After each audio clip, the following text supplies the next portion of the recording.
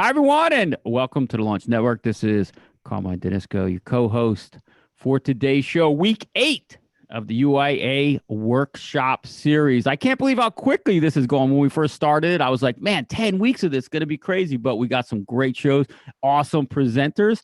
And if you are listening to this right now live, or you are going to be listening to it later in the past or future, listen, why don't you go on out to the UIA website and make sure you join UIA, subscribe to this channel, and keep us going. Let us know how we're doing. Let me bring on my co-host, Mr. Warren Tuttle. Warren, what's happening? Carmine, how are you, brother? It's good to see you. I'm doing good, man. I was trying to get all that stuff in there before I brought you on. I'm running on. You did great. And, you know, it's funny. It's week 8. It's gone so quickly, but it's actually 9 weeks because we flunked out 1 week. That's true. We did have a problem. My brother took him 7 years to get through college, you know, so it's taken like 9 weeks, 8 weeks. But we're back on track. Everything technically is working. And I'll tell you what, Carmine, this series has been really well received. Our live audience is tremendous. And we're getting, for us, record numbers. And then we're putting it on the UIA website, like I said, uiausa.org, and people are watching it again, and they're watching it end to end. So it's great content. And I also wanted to add, Carmen, we're in week 8. We've got 2 more weeks because it's a 10-week program, and we have an awesome show today, which we'll get to in a minute. But next week we have inventor issues in Washington D.C., and we have UIA board member Charlie Sauer coming on to talk about what's going on Capitol Hill and some of the things behind the scenes. So that's going to be an exciting show, catch people up. And then the last, our finale, which will be, that's June 18th. Our finale on June 25th will be Roy Morjan, who's also a UI board member, probably the #1 Kickstarter Indiegogo launch person in the world with, I don't know how many $1 million campaigns he's done. But So be sure to, you know, set your timer for the next 2 Thursdays. Yeah. He is amazing too. That's some great stuff. Listen, Warren, I mean, I know that everyone's starting to dig out from the craziness. Have you started to see an uptick of inventions and people contacting you? Yeah, very much so. Things are getting back to usual. The companies that I work with are not really back in the office yet. But our systems, where the first 4 to 6 weeks was really kind of scary, and it was hard to get a hold of people, and the mechanics weren't down. Now, I meet with people regularly. I just had several lifetime brand meetings this week. We got a lot of good stuff going forward, and so I'm excited about that. The RTV is going well too. So a lot of good stuff going on, and the companies are doing a little better than they thought. Amazon's doing well. People are selling Costco, Walmart, and so forth are doing well. So hey, it's a haves and have-nots. I'm sure there's some people that are suffering, but I'm getting as many submissions as ever, so that's exciting. It's awesome stuff. Well, I know we got a great show today. We got a bunch of people watching on YouTube live already. Why don't we get going with our guests? These guys are awesome. Yeah, well, I've really been looking forward to this show for a long time because the subject of coaching inventors is really an interesting one. And we've got 2 amazing guests today. We have David Fedowa and Brian Fried. Both are longtime friends of mine. And they both do multiple things and are Renaissance guys in a lot of ways, very well known in the industry, but also dedicate time to coaching folks. And so what I'd love to do is say hi to you guys, bring you on individually, maybe start with you, David, first, and then Brian, to say hi. Welcome to the show, David, and tell us a little bit, quickly about your how you got here and what you're up to these days. Of course. Thank you, Warren. I'm excited to be on today. Bringing any information I can to the UIA community is, a pleasure for me. And so a little bit about my history. I'm a lot like any inventor. I started out, I had a bunch of ideas and just couldn't figure out how to get them licensed. And how to communicate with companies and whatnot. And then ended up getting I got 5 of my own products licensed. And then I got into coaching and teaching and helping people get their own products licensed. And since getting started in it, I've coached 165 people on getting their products licensed and on the market. And so I've helped a lot of people through the negotiation process, the development of the product, basically from A to Z on licensing and coaching people through the process. And I've been through it myself. And so I love helping people out and helping them get deals. So. Well, I appreciate that. You're a great guy. Just real quick, David, just can you throw out your website or your email address so people? Oh, of course. I'm at inventtribe.com. It's INVENTTRIBE.com. And it's just David at inventtribe.com. Cool. Awesome. And so Brian Fried, Brian's a longtime friend and lives not too far from me. Had a lot of successful products. And by the way, I'll add, Brian runs one of the very best inventor clubs in the country down in Long Island. So Brian, welcome. And could you do the same thing? Introduce yourself to everybody. Thank you, Warren. Hi, everyone. In case we haven't met before, my name is Brian Fried. I'm the inventor coach, and I've been helping inventors for 15 plus years now at this point. I've had my own products that I've had success with. I've licensed many of them. I've also manufactured many of them. I was active on QVC myself personally for over 2.5 years. And I've just been involved with many parts of the inventor community where I've run and I continue to run the largest inventors group in the country. It was both I live in Long Island, New York, so we had Nassau and Suffolk County. So I ran both of those with both county executives, merged them together, and now have a group called the Long Island Inventors and Entrepreneurs Club.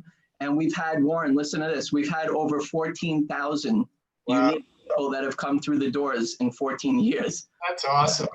Listen, I can tell you firsthand, I've been down as a speaker, participant, and just someone in the audience many times to your club, and it's a great club. You do a great job. Thank you very much. So we have about 50 to 150 people that come to the meetings. We have inventor showcases 1 or 2 times a year where inventors, there's no judging. You come down, if you have a prototype, you come down. There's a showcase. Everybody gets a chance to present their product, and then we have whether they're resources for inventors, people who just love inventors, or if you are an inventor, come down and people critique and walk around and take a look at what you have. So I've been doing that. I also hosted a radio show called Got Invention Radio. I think you were a guest on there also, Warren, back in the day. Started that many years ago, and I've had 150 plus guests on there. Lori Greiner from Shark Tank, and Kevin Harrington, and Walmart, and LegalZoom, and Johnson & Johnson, and Kimberly Clark, and all kinds of fun stuff on there. So I've really enjoyed being in the inventor community, and many inventors come to me and ask me for help.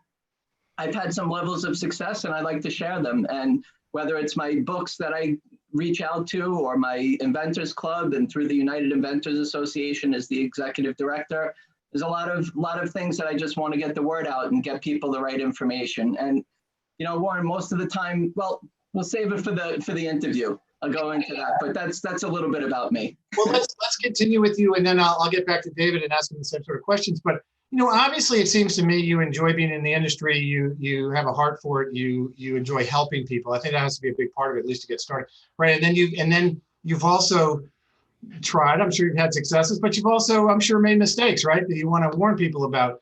So when you first meet people, how do they find you? How do you start off with just a conversation? Do you look at the product? Do you look at the person? Just tell me a little bit about the experience of working with you one-on-one. Sure. Well, I like to learn about the inventor and see how it is that I can help them and what they're looking for. So they don't really have to go through their idea with me. Maybe I just find out where they are in the invention steps, I guess you could say, or the process. And a lot of people aren't sure what they want. So I learn a little bit about them. Are you looking to license your idea, to manufacture? Maybe you're not sure which one of those, what it means. So I'll be able to help and give a quick explanation, but they still might not be sure. And also, that it's not cookie cutter, Warren, being in the industry from licensing. Just because you have a great idea doesn't necessarily mean that it's for licensing or for manufacturing. So I help them to I help them to make better decisions, is the way to put it. And guide them through what they need and help them along the steps that they may need. And I'll tell you also, Warren, most of the time, I help people to realize that they shouldn't move on with their idea. And there's nothing wrong with that. Some people get mad at me, but I'm okay with it because I know they'll come back to me with their next idea. But I'd rather them know what they're in for. And the way it works is, like, I'll start here, like where I could see it kind of intuitively. and then work backwards and then help them to make that decision if it's something that they should move forward with or not. I want to come back on that, Brian, spend a little bit more time on that because I think it's really important, but I'll shift over to David and kind of put the same question. And I guess what I like, and I'm really excited about today's show, is you guys are two individuals and you guys are hands-on and you have a lot of experience. And so each one of your clients, I'm sure, is different. And it's not cookie cutter, like Brian was saying. And maybe, David, you could just tell us maybe an example or two, but how you customize it to make it appropriate, because everybody's not the same, right? Mm-hmm. Well, I mean, and this kind of leads right into what Brian was talking about. I always ask inventors, what do you want your life to look like in 3 to 5 years? And that's an important question because, you know, I personally know friends that have been in the industry that never asked themselves that question at the beginning. And they had a product, they pitched it to 2 or 3 companies for licensing, got rejected, decided to go manufacture it. And now they're, you know, $50,000, $60,000 into molds and, you know, underwater on it. And now they're dealing with manufacturing, and they're an idea type person, right? They're not like build a business type person. They're an inventor where they just want to come up with ideas and move on to the next one. And so now they're buried under all the load of the financial debt that they've built up and not wanting to build a business personally. And so that's kind of one of the ways that I really personalize the coaching process for my inventors is I ask them, where do you want your life to be in 3 to 5 years?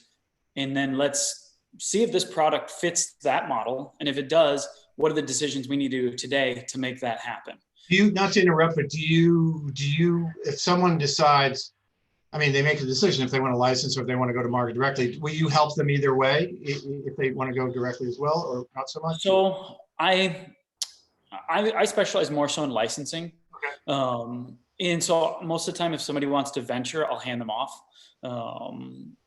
To like, I'll connect with Brian or Jim DeBetta, who was going to be on tonight, but isn't able to make it, or this afternoon. So I'll hand off because I know that's not my specialty. I focus more so on the licensing process. And so it's important for me that they get, you know, somebody that's been in their shoe or that's been there and done that many times, not only as doing it themselves, but also coaching other people through it because it's a different process. Sure. So I'd like to maybe just continue along with what subject that Brian broached, and we'll come back to him. But Dave, and look, you guys know me well. I'm an open innovation director. I'm on the inside. I've been in this industry a long time, and I've had plenty of successes. I've been very fortunate, but I've seen just a tremendous amount of misery and failure, and I've had some myself as well. So I'm not immune to it. And with some of the bigger coaching factories, and we'll talk about them later, you know, it just seems like people come through and they're not ready for prime time, you know? And I'm wondering, when you meet with someone and you, and they're just not there, or maybe their product is not right, or, I mean, do you try to get involved? It seems like some people just say, "Olay, you know, pay us and we'll free the path and good luck," you know? Do you get personally involved in trying to prevent them? Because that's a big thing to me, you know? But, you know what, Warren, it's about, again, like what we started with, you really need to understand the process. When we said cookie cutter, it's not just like you can read a textbook and all of a sudden become a gazillionaire. You know, every product is different. Every person is different. People need to understand that people's finances are different. People have full-time jobs and they don't necessarily need to quit their day job, but they maybe can convert. And when this does better, then they can end up making this their full-time job. But you have to balance out what it is that who you are to what you want to do and to figure out what the next step should be. So as you're going through and figuring out what the possibilities are for licensing or manufacturing, do people have a full-time job? Do you want this to be your day job? Are you prepared to go into manufacturing for distribution and handling accounts payable, accounts receivable, and going through all the steps of starting a business? Now you can do it on the side and again, eventually build up, or is that too much for you? Like I can speak to the richest person in the country and they can have all the money to manufacture it, but they choose not to. They'd rather license it because there's other people that already manufacture and distribute where you can earn a royalty and they can work on their next idea or still keep making the money how they make or making a living. But then there's the other side where they might be limited on funds. they don't know the industry of how to get their product to market, or they might be limited on understanding that. So what they do is they try to figure out a way to earn royalties from it and to license it. And many people come to me, Warren, with ideas, and they're just not sure what to do. And the first step is the most important step, I think, because a lot of times people come to me from other places, or, well, I'll end up speaking to them for the first time that they're speaking to someone, but they're on step like 8 or 9, and they didn't do the simple step of doing a search. Like, I'll share my screen with them, and I'll go through and I'll start to show them, like, is this your idea? Like, oh my goodness, I've been working on this for 3-4 years. I've been reading this and doing that.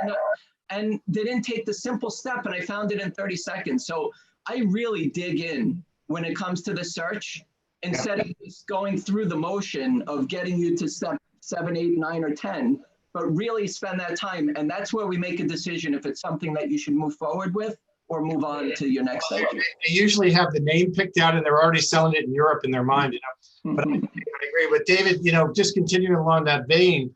I mean, because Brian's right. I get a lot of submissions, and I do, I run several programs, so I get a lot.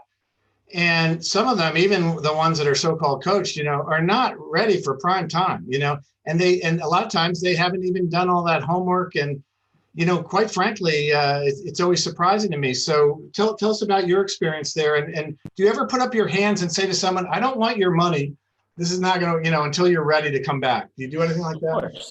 Well, in my program, and the thing that I focus on is bringing them from the ground up, so that they have that foundational knowledge and understanding how to do proper research.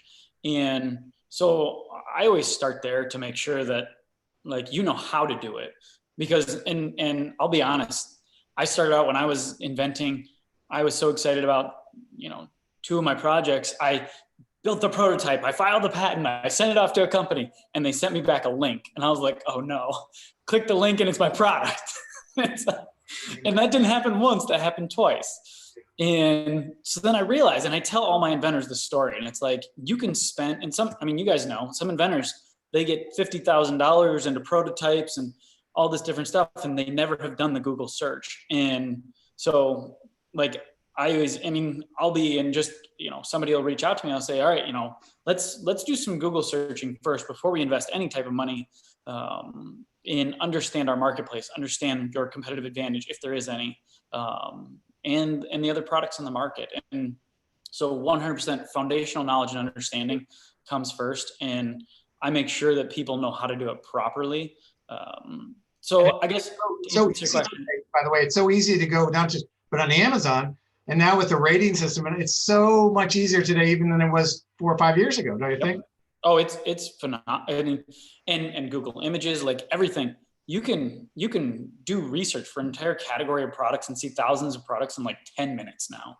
Like, it's amazing how everything organizes, and through Amazon and whatnot, it's something else. And so you can do it. It's just, I think a lot of inventors have fear, because as soon as they type it in and find it, that means that it's not theirs anymore. You know what they do, David? They end up searching with their eyes closed because they don't want to find it. Well, I'll tell you, with your eyes open. If you find it, it's okay. Yeah. How much of a difference is yours compared to what is out there already? And make a decision, because if you're a company, like if you bring it to Warren, who's representing a company, and he's seeing that it's a similar type of product, it doesn't mean that your product sucks. It just means that it's too close to something that already exists that probably may not necessarily be licensable, but it doesn't mean that it sucks. So now you have some other options, which are to possibly manufacture it, or is it a big enough difference that it could be something interesting? So is that because, Brian, you think people just fall in love?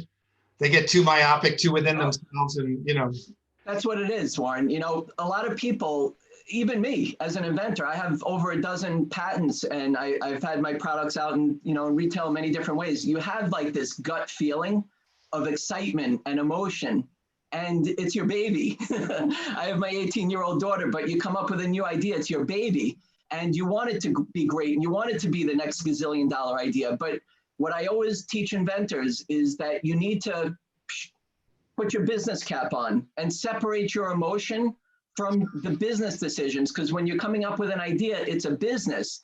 and you're going to have to invest your time, money, energy, and effort into it. And you want to make sure that it's something that's going to make you money. Like if you want, here's a Thomas Edison original, well, not exactly an original, replica original, but you took a screenshot of that. I know.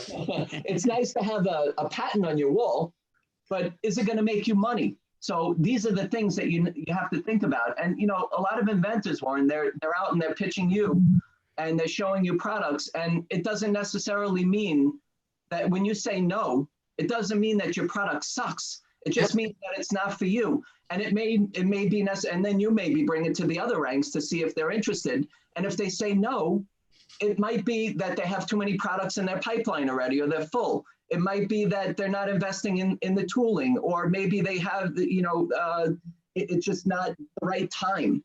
But it doesn't mean that your product sucks. Yeah. So there's a lot of variables, because I've had products that have been rejected, and then a couple of years later, now they're in retail right now today. So that's how they sell, right? So now, just carrying along that theme there, with the incremental improvements, because I agree with you 100%, Brian. Some things are totally disruptive and some things are incremental. So David, especially, you can't be an expert in everything. One of the great things for me is that I'm an expert in housewares, power tools, and DRTV, right? So it's great. So if somebody brings me an exercise equipment, I have no idea about, it's very easy for me to, move on from that. But where you're dealing with a wide variety of industries and maybe you have to get up to speed, how can you tell if an incremental improvement is any good, or how do you advise them on that? Or how do you personally handle that type of thing?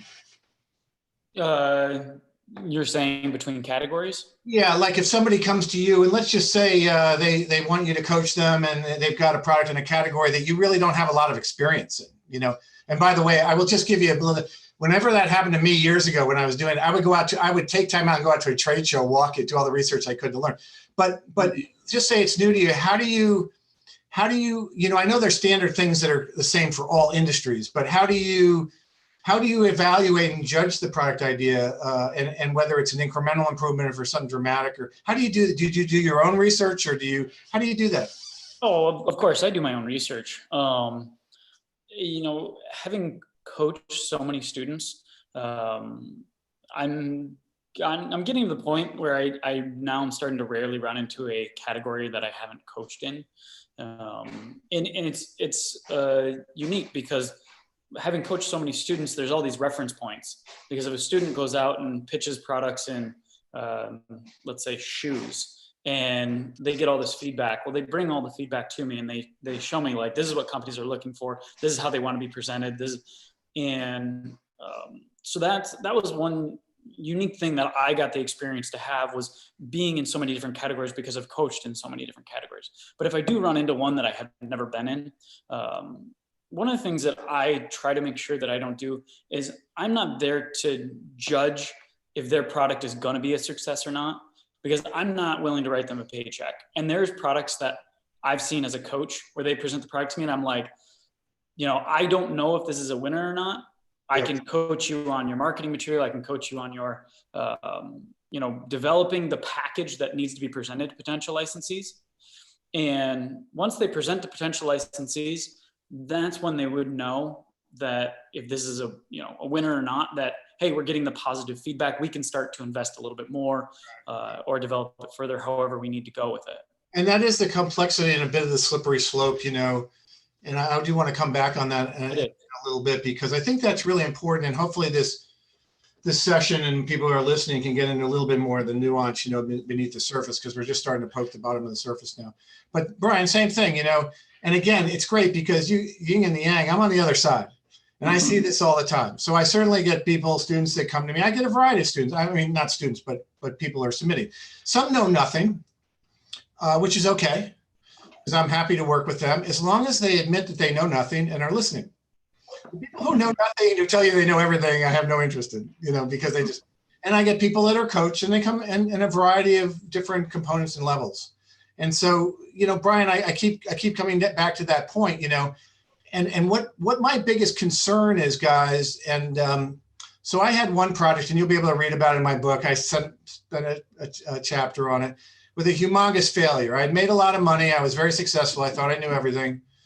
And my next product was a total bomb. It was a saucepan stirring device that everybody in the world told me was wonderful. I mean, we sold 110,000 pieces the first day at the House First show. I was in the bathroom hyperventilating because I didn't know I was going to invest all my money. I was going to be rich beyond my dreams, The problem was it didn't sell. It's so even someone like myself who had a lot of background in that industry, and I made all the mistakes, which we've learned with many years ago and learned. But Brian, again, just coming back on the personalized thing. So I have and by the way, I put my family at risk.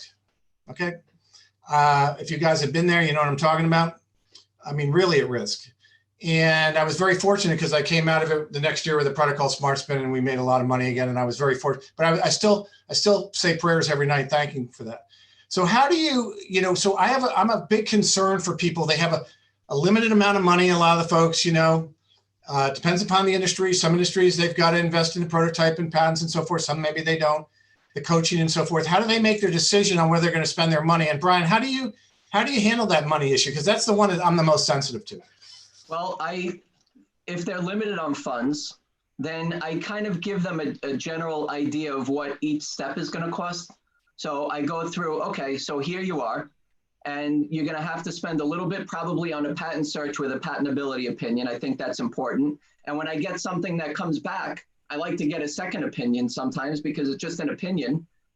They might say yes, a patent attorney or agent might say yes, because if they said no, then they don't have any more business. So I like to get a second opinion, and that's what they do instead of like all the other steps. And then I figure out also, okay, tell me what type of product is it? Does it have twists and turns and gears and electronics and everything else? So now you might have some CAD files with 3D designs that you might need, or you can do what I did when I first started and rip up my daughter's toys and put them together to make my own prototype from scratch. And then also, what are the next steps? So you're probably going to need that prototype. You're going to need to figure out if you're going to license it or manufacture it.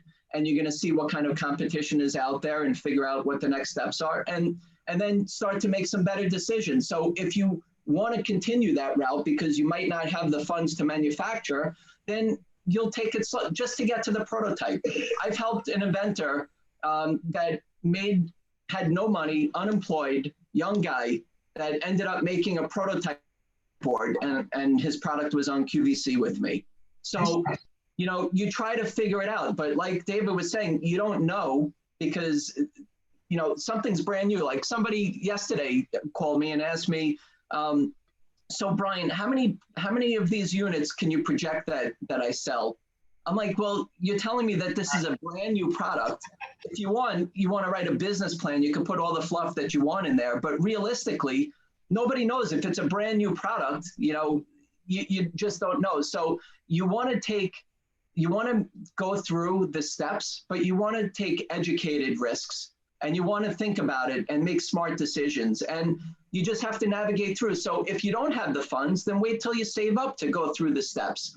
But with licensing, you can do things on a shoestring budget and go through it. But, the other thing also, Warren, like when I was saying, let's say I show you a product and you say no, and you just keep going through it, and maybe there's enough licensees that you attempt to go out there and try to connect with, and they say no. Like just recently, I had a couple inventors that they just kind of hit a brick wall with licensing. I work a few different ways as a coach, Warren. So if somebody comes to me, if I have a good contact and I like the product, then I'll represent them as a licensing agent, and I'll take a percentage of it and I'll share with them. Then there's some people that want me to on the back end. It's on the back end, right? And then other people want me to coach them through trying to get a deal. So if you tell me what you did, come back to me, I'll tell you what to do next. You go do it back and forth. And then some people say, Brian, you do it all for me, even though I don't have a contact in the industry. And I'll cold call and I'll connect and I'll do whatever I have to do. I'm pretty good with many industries also, but realistically, there's only so much that one person can do. You know what I mean? So the point I was going to say though is that I've had several inventors that hit a brick wall with licensing. And again, it doesn't mean that the product sucks. It's just the timing, or maybe it's too close to something and they might have intellectual property, maybe they don't. But as long as they're not infringing on somebody else's IP, their intellectual property, they can actually manufacture their product. So I told the inventor, so why don't you try to manufacture it? I would love to, but I don't have the money. So I'm like, well, how much is it? I don't know. So how do you know you can't manufacture it? So I ended up going through, and now these two inventors that I'm just talking about just recently, they're manufacturing their own product, and one has 3,000 units in her garage, and the other one is in the middle of setting up tooling. So if you find the right factory that can work on small MOQ, minimum order quantity, because you're a new product and they're giving you a chance, you might not realize that you can do it. And the next steps are, before you actually manufacture it, you want to think about what you're going to do with it when you do have the 5,000 units or 3,000 units in your garage. Yeah, so that scares me when I hear those numbers in the garage, but I like the hands-on individual approach. I mean, to me, that's what it's all about. And so, David, just to swing back and follow up on something you said, I've been thinking about it while Brian's been talking. So a couple of years ago, I went to an inventor show, an invention show, and it doesn't exist anymore. I remember walking, all the booths, and it was a collection of products that even the industries that I was not knowledgeable about, I didn't think had a chance. And I know in my industry in housewares, there was probably 20 products there, and not one of them, they were just, and I was feeling so badly that, these people invested a lot of money and time, and they came and they did all these things. And I remember talking to the president of the company saying, do you ever turn some of these folks down? They don't have a snowball's chance. And he goes, well, it's kind of the same thing you said before. I don't judge the product, and you never know. But see, to me, that's kind of, I don't want to point fingers, but I just want to kind of that's kind of, to me, where this industry gets a little bit, with all the failure that we have, where it gets a little bit tight. So yep. I'm sure you as an individual can really relate to somebody and get into a lot more than maybe a big company can. But again, I just don't want to give that subject up. I want to ask you one more bite at that one and what your thoughts are, Mm-hmm. Well, I mean, my approach, and Warren, I know you like to have inventors have it be a little bit further down the road, but, people that I coach and teach, I want them in front of a potential licensee in month one, spending less than $100. And so, my program is $100 a month. So they spend $100 with me and $100 on their product. So for $200, they're in front of 15 to 20 potential licensees, and they can get a gauge on, hey, we're getting everybody's calling us back. They're interested. All right, now we can say that this is worth the investment for more. Yeah. I've had students that come to me with products that I thought was just bonkers, like weird stuff, and even in categories that I knew and understood. And they went out and got a deal, and their minimum performance on their royalties were higher than 3 of my deals combined. I mean, it was phenomenal, but it was a product that I thought was a little bit wacky. And so that's kind of some of the experience that I've had that have told me not to judge products, but to make sure inventors are getting in front of potential licensees to get their answers before spending, anything more than $200. So that's a good approach. And I certainly try to help people where I can, but let's talk about licensing. So, I, like you, have done a lot of licensing deals in the hundreds, and some of them have been, I've had many multi-unit million sales, but not all of them. Okay, that's by a long shot.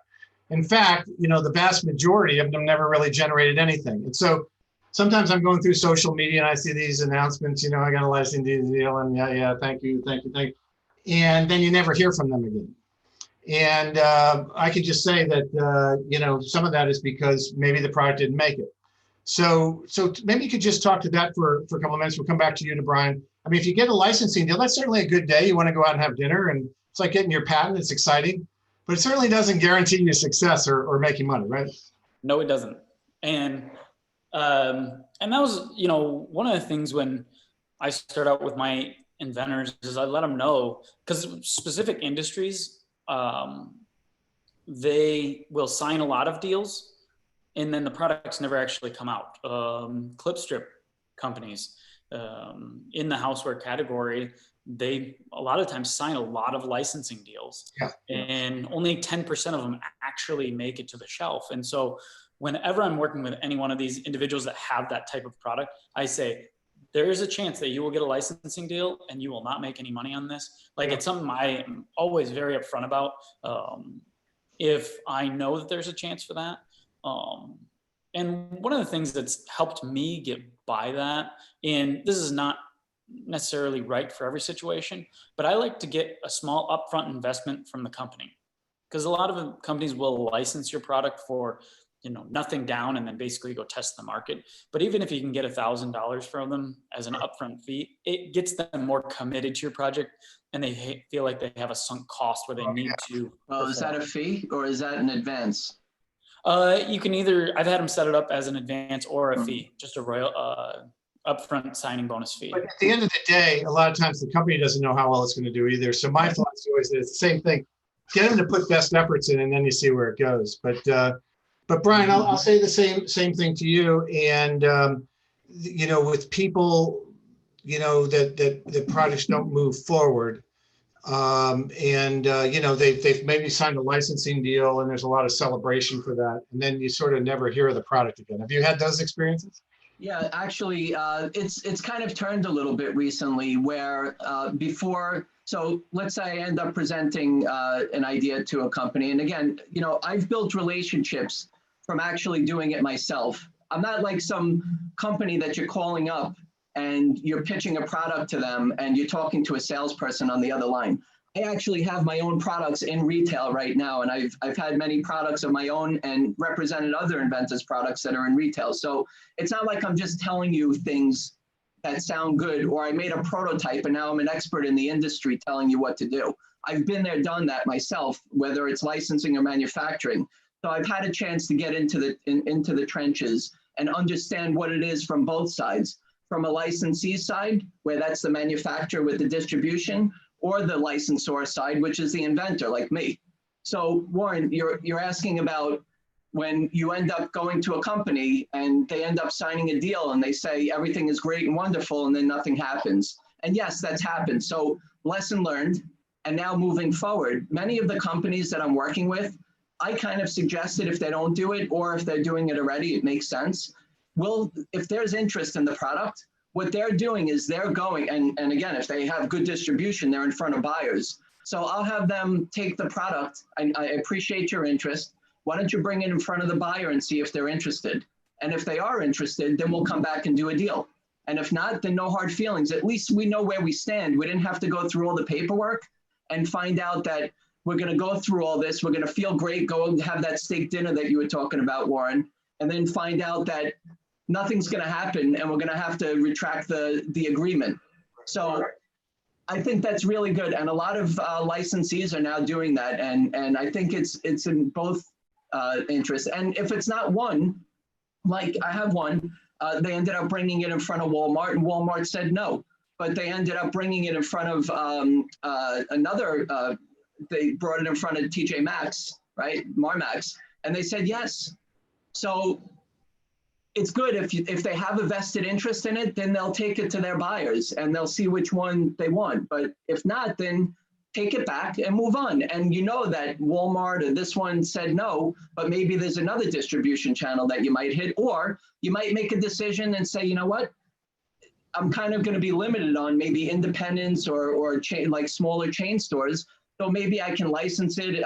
Maybe I can manufacture it. I can make it myself and go on Amazon and do some social media or whatever else, or I can keep trying. But if you bring it to 2 or 3 licensees that are bringing it to the same buyer at Walmart, you're going to hit a brick wall. You know what I mean? So I like that approach there, Warren. Yeah, and at the end of the day, the product has to sell with consumers. And I always say to people, you shouldn't get excited at any point until you get your first reorder.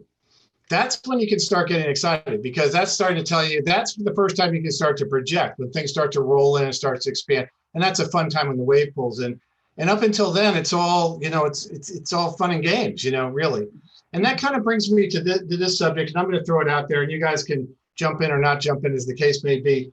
But, the biggest, from what I can tell in my years here, the biggest coaching company in the business is Invent right? Invent Right. I'm sorry. Excuse me. I get them confused all the time. And they charge a lot of money to inventors for services, whether they're successful or not. And I get, by the way, every inventor is important. I don't care where they come from. They're important. I try to help everybody. But I get a lot of submissions from them. I find, number one, a lot of times they're not ready for prime time. So I do try to work with them and get them through.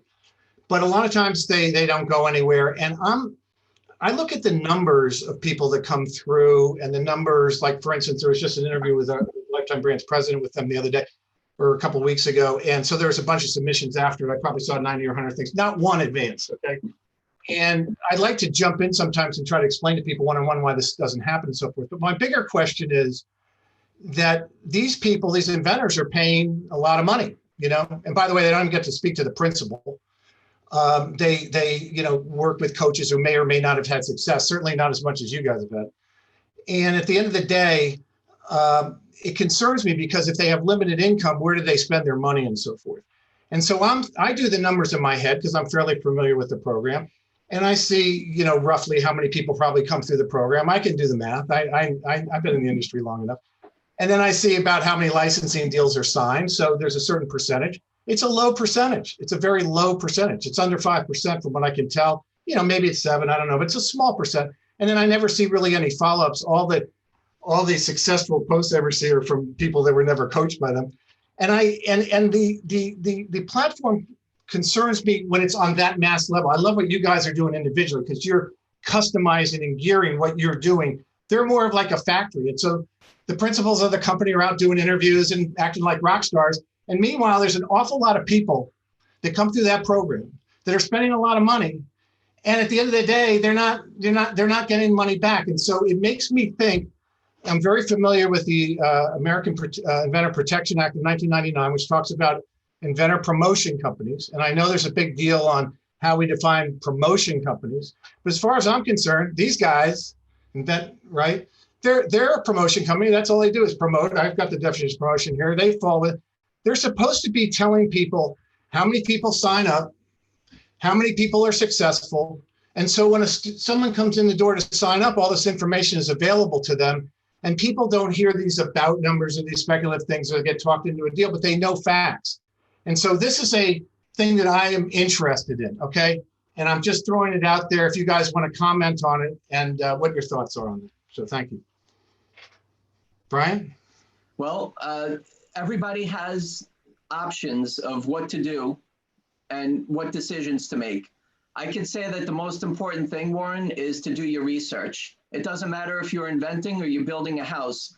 You probably want to understand who it is that you might be working with and to find out what expectations are. I think that's really, really important, what expectations, and to do your research again, like get references, ask people who have been involved with who it is that you want to work with. And again, like, are you talking to a salesperson? Like, ask them if you're in the inventor business, have you invented something? Like, Brian, do you think it's a fair question to ask them, how many people did you sign up last year? How much did they pay? How much was generated in royalties from their products? And by the way, the key question is, how many of their students have generated more in royalties to pay back the thousands of dollars that they paid you? What percentage of that? This is what invention promotion companies under the Act have to report. Don't you think that's something that should be visible? Like even a company like Invent Help, and again, puts those numbers right up on their website, and they might be long shots, but, or maybe David, I'll switch it over to you. I take this stuff really seriously, and I really empathize with inventors since I've been on the edge myself, and I know spending every dollar is important. Do you want to weigh in on that? You don't have to if you don't want to. I don't want to put you on the spot. Again, everybody's entitled to run their business. I think it's important that people, if they are saying that they're doing things, that they should show what they do. And there is this act. So if there is something that they're required to show, then they should show it. Otherwise, they're in default. But, and I know you want to go into that, Warren, but with me, I think probably 85% of the inventors that I talk to, I probably tell them to move on to their next idea. You know what I mean? So let me get David in here because I wanted to ask him what his thoughts are. If you want to, David, it's up to you. But well, you guys all know here, I used to work for Invent, right, as one of the coaches. And, my experience working with them, we coach people on getting products licensed. And that was done successfully. After the fact, I don't know. I don't know how much people were making from it. But are you, do you know? If 100 people came through the program, how many, and you don't have to answer this, how many were actually getting a licensing deal? I mean, they say they get about one a week. I track it. There's one or two a month. I mean, I know how many roughly come in. I mean, the odds are there are a lot of people that are taking the course, right, that are not getting licensing agreements. Again, if you're uncomfortable talking about this because of your history, I got it. But I don't know. It's kind of like the elephant in the room here in our business. You know, there's so many people in general on all sides taking advantage of inventors, and I just want to get a better idea of what's going on. That's all. Well, I mean, I think that InventRate helps inventors. I do. You know, on an individual one-on-one basis, there's not many programs where you're able to coach and talk to somebody one-on-one. This is my product. Can you help me? How much they charge is not, you know, that part is up to them. That's a business. But, you know, I was one of the coaches. I help people get their products licensed. And so I can't really speak to the rest of it, but, you know, having somebody to speak to about your product, that it's not somebody doing you a favor. Because there's inventors that come to me that say, hey, can you help me out? But they want it as a favor. So they're afraid to like ask the real questions and dig real deep and spend an hour on the phone.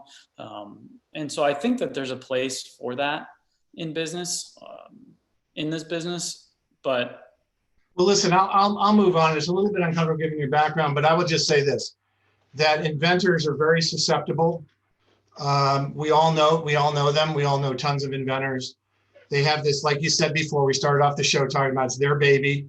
It's in their mind. There's a psychology to this whole thing that we've all been through it. I know when I lost, you know, well over $1 million and put my family at risk on one project, that I was there till the end. You know, I was going down with the ship. I'll take everybody down. You know, it's like being in a bar fight. Whether you win or lose, I'm here. And that's a mentality that takes over. And that concerns me with inventors. And it's why a lot of times they're so susceptible. And I write about it a lot in my book, that inventors are under siege from all sides, not just from coaches and submission companies, but, you know, some of the big tech companies and what's going on in Washington, D.C. and all around them. And they have to watch out for all this stuff. But at the end of the day, I find that individuals like yourselves are really committed to the principles of it and really doing things right. You really clearly both love what you do. I can tell, and I've known you both for a long time. And then there's the other cash flow issue. So some of the bigger companies, I don't want to pick on just Invent, right? But there's other ones, you know, we all know who they are. And the same thing, there's not a lot of success in our business. Success being generating enough revenue back that you're making money. And I'm not talking about making 5,000 or 10,000. I'm talking about making hundreds of thousands, or making $1 million. I've been in that boat. So I've experienced it.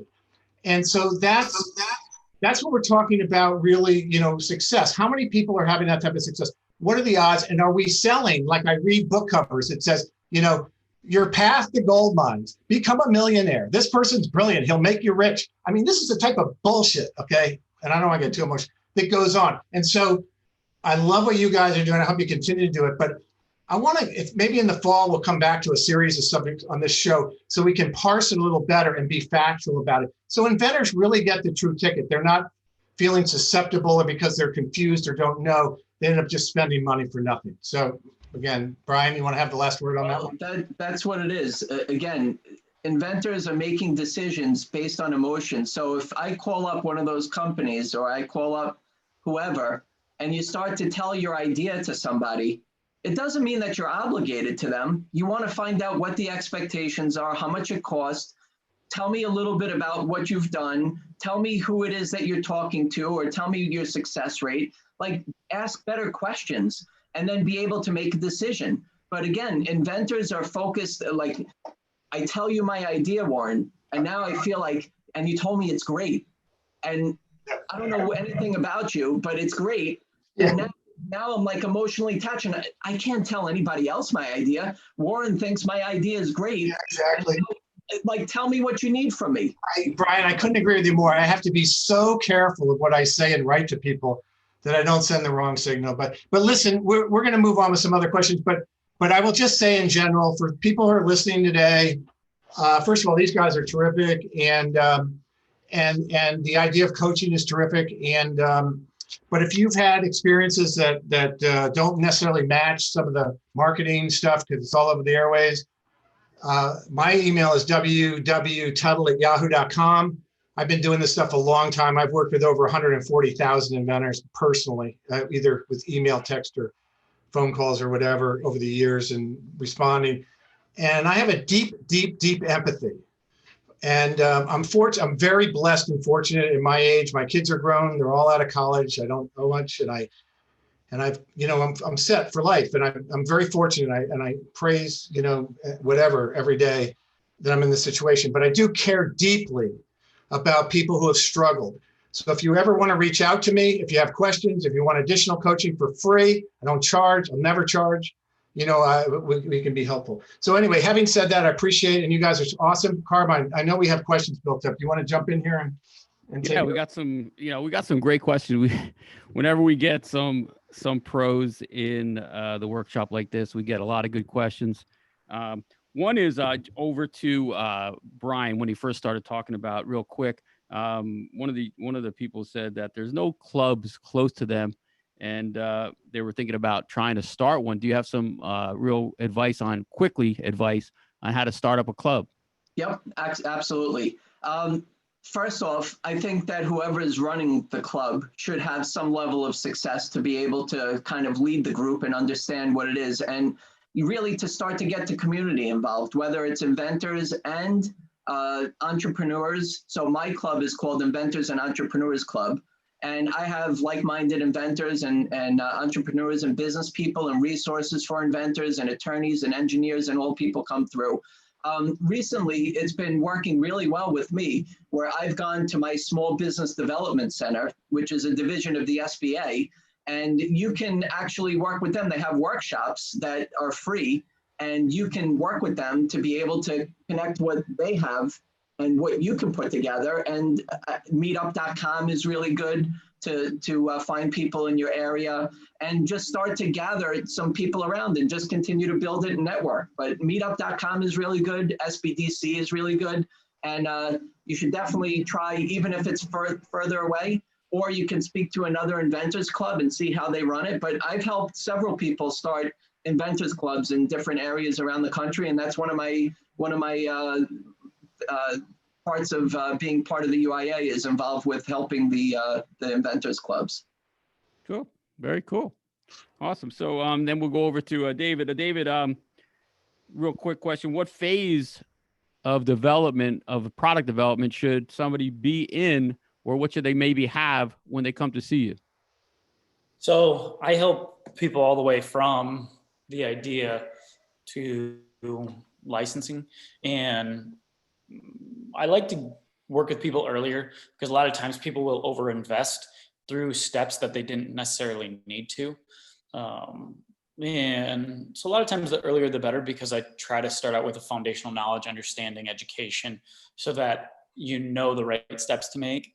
My big thing is a lot of inventors are, so focused on product and, they're really excited about developing it. They overinvest time and money into prototypes and the things that won't necessarily get the deal. Yes, a prototype helps quite a bit, but it's not something that's necessarily needed. And so, what stage? I help people all the way from a napkin drawing. I'm actually working with somebody right now. They've been doing 6 figures a year on Amazon for 3 or 4 years, and we're transferring their product over to a license with a company. So anywhere on the spectrum, I help people. And when you do that, do you, and I know you do all types of deals, but do they hold a little bit back and license it for certain arenas, and they still have or are they trying to just unload the whole thing on the company? This is a scenario where the couple, they're looking to retire, and so they've licensed off a section of their business. They're holding back what they're doing 6 figures on, their online store. And they said as soon as this company is big enough and is generating revenue, then they can pull that portion into their license. So it's optioned. And I want you to come back, David, in the fall, so we can have a whole hour on just licensing deals, because I'm sure you're so this will be interesting because the product, and this goes back to what Brian said, the licensee, we had them take it to a buyer. The buyer, they're like, yep, we'll carry it in 1,700 stores, this, and this. Like, we're already ready to buy it. and it'll be in stores by September. Oh, So wow. the inventor's keeping part of they're doing the manufacturing for the company. So it's an interesting deal. So it'd be great to come back and talk about A lot of retail too. Yeah. And by the way, we apologize today. Jim DeBetta couldn't make it, but he's a little bit more of a retail guy, right? Yes. Retail specialist. So sorry, Carmine. Oh, no problem. Here's a question for kind of both of you guys. I'll just change around a little bit. So for Brian first, is there a best or better market or type of product to invent these days, or that you see moving quickly? It's interesting you say that, because when somebody comes to me with an idea, it's really about what the window of opportunity is. So, like, for example, I had this product called pull ties, which was pretty active on QVC and a bunch of things. So if I went on QVC and I said, this product is for bread, a lot of people would say, the twist ties and the plastic tabs that are on there, it might be, okay, so maybe I can use it for my bread or not. But if I said it's for bread and the cereal bags and freezer bags, so you put the plastic bag through, you push the button up, you pull it up, and it seals it tight, just so you know what I'm showing you here. So if you find the product, so it's bread, cereal, freezer, this, that, and I kept opening up my window of opportunity. So I said, how many people have a kitchen? So now, how many people have a kitchen? Probably most everybody has a kitchen. I've got a kitchen. Is that you try, right, there you go. Thanks, David. Coming up with something, you want to figure out, like somebody tell me, I created a golf ball and everybody in the world is going to want my golf ball. But when you're on the golf course and you look around and you see people, they're playing golf, you're going, oh my goodness, everybody's playing golf. But when you step out of the golf course and you start asking people, do you play golf? Do you play golf? It's limited. So you have to think about who your audience is. If it's just for women, boom, you cut half your market. If it's just for kids, boom, you cut your market. I know there's still a window of opportunity there, but that's what you have to gauge to figure out. So you want to find products and items, and you want to invent things that are for good potential, good opportunities. So Right. That bread thing looked like my old roach clip from college. He's just kidding. I wouldn't know what that is, but here's my product in the Got a store. whole collection of roach clips there. That's awesome. Much bigger market. Well, I have heard that they've been used for many things. I don't want to go there, but Hey, Dave, what about you for the licensing side? Is there better industries? Well, I guess it's not necessarily. I mean, there's industries that license more. From my perspective, there's kind of 5 big industries where a lot of deals happen, but I feel there's more competition. Houseware, hardware, toy, pet, and novelty gifts seasonal is kind of the big 5 where I see most of the deals. But then when you step out of that and get into like what Warren was saying earlier, like workout equipment, like there's less deals, less innovation, but there's less competition. And so you have kind of, there's a balance there. And also I see a lot of the deals in like, I consider them evolutionary products versus revolutionary. When you come up with something that's like completely new and revolutionary, nothing else is like it, companies have a hard time jumping on board with licensing something like that because they don't know their numbers.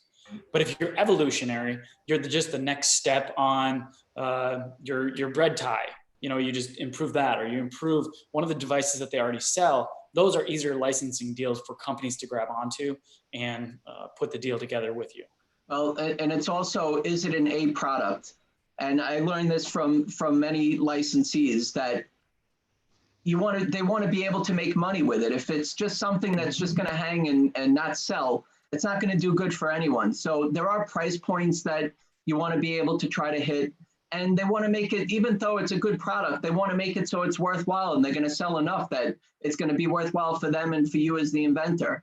So these are things to think about. But Warren, you can get into many different categories, and as seen on TV does a lot of general, but even still they kind of land on different things. So mass market ideas are really good. And when you're coming up with something, like there's inventors that I'll talk to that they only have the product for one particular thing.